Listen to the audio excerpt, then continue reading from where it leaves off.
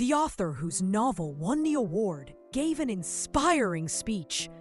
That sentence just destroyed my career. Let me explain. My name is Jennifer Clark, and I'm a grammar teacher. Or at least, I was. Last Monday, I taught my biggest class ever. 200 people, business professionals, all wanting to improve their English. I was so nervous. My hands were shaking, but I smiled and started my lesson. Today's topic, whose versus whose. Simple, right? I wrote on the board, the author whose novel won the award. Whose shows possession. It means the novel belongs to the author.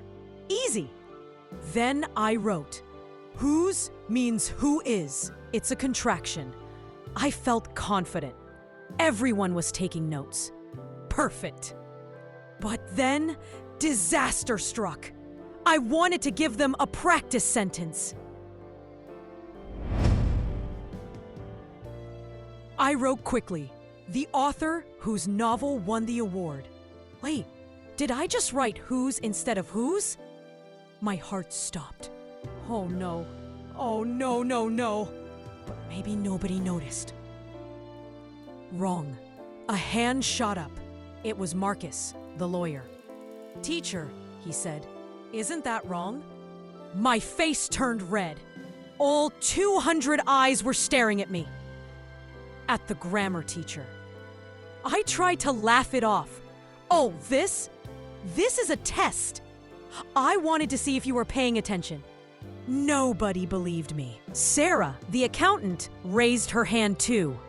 Teacher, she said sweetly, should it be whose? Because the novel belongs to the author. Yes, I whispered. You're absolutely right. I made a mistake. But wait, it got worse. Much worse. I needed to move on quickly, so I gave another example. I wrote, the woman whose son plays basketball professionally lives next door. There, perfect. Whose is correct because the son belongs to the woman. I smiled proudly. But then Tom, the engineer, spoke up. Teacher, is that your neighbor? What? No, I said. It's just an example. Tom grinned. Because my neighbor matches that description exactly. The whole class started laughing. Wait, really? Someone asked. Tom nodded. Yes, Mrs. Martinez. Her son plays for the national team. He lives next door to me. The class erupted. Everyone started talking about Mrs. Martinez and her famous son.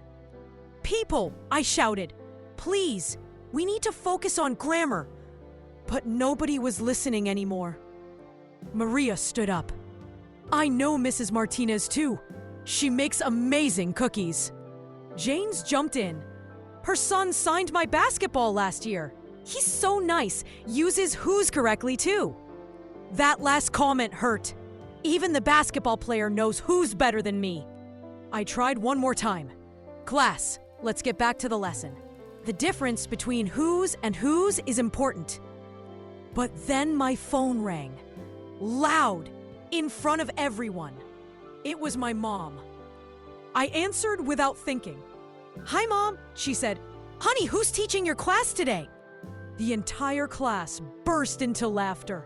Even my mother used whose correctly. I hung up. My face was burning. Marcus raised his hand again. Teacher, should we call Mrs. Martinez? Maybe her son can teach us whose. He uses it better than some people.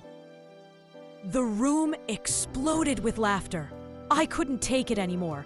Class dismissed, I yelled. Everyone left, still laughing and talking about Mrs. Martinez and her wonderful son. I sat alone in the empty classroom. The board still showed my mistake. The author whose novel. I erased it slowly. Whose? It shows possession. The novel belongs to the author. Whose means who is, a contraction. Simple, so simple. Yet I messed it up in front of 200 people. The next day, I received an email from Marcus with a photo attached. It was him with Mrs. Martinez's son. The message said, "Teacher, he confirmed whose is possessive." I laughed. Then I cried. Then I laughed again. What a disaster. But you know what? My students will never forget the difference now. Whose shows possession. Whose means who is.